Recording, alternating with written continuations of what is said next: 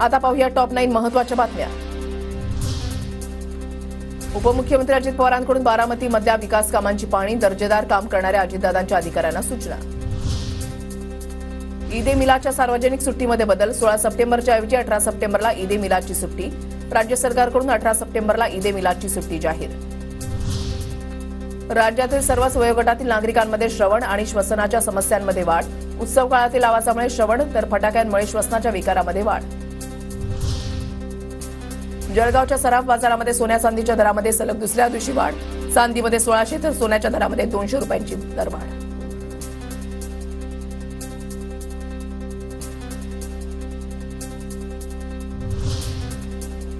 मुंबईकरांना नवरात्रोत्सव, दसरा आणि दिवाळीमध्ये महागाईचा फटका बसणार। किरकोळ बाजारामध्ये खाद्यतेलाच्या दर लिटर मागे 10 ते 20 रुपयांनी वाढणार।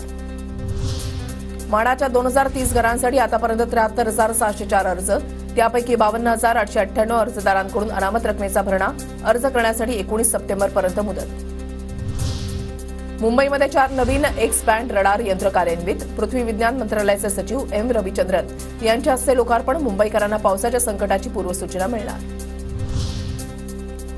बारामतीमध्ये अल्पवयीन मुलीचा मित्राला जेलमध्ये टाकण्यासाठी अत्याचाराचा बनाव, सीसीटीव्ही आणि वेगवेगळ्या जबाबांमुळे बनाव उघड। अजितदादांनी घेतली होती प्रकरणाची दखल। जळगावच्या एरंडोल तालुक्यामधल्या धरणगावात बापानंच पोटच्या 2 अल्पवयीन मुलींवर अत्याचार केल्याचा प्रकार उघडकीस। आरोपी विरोधात धरणगाव पोलीस ठाण्यामध्ये पॉक्सो अंतर्गत गुन्हा दाखल।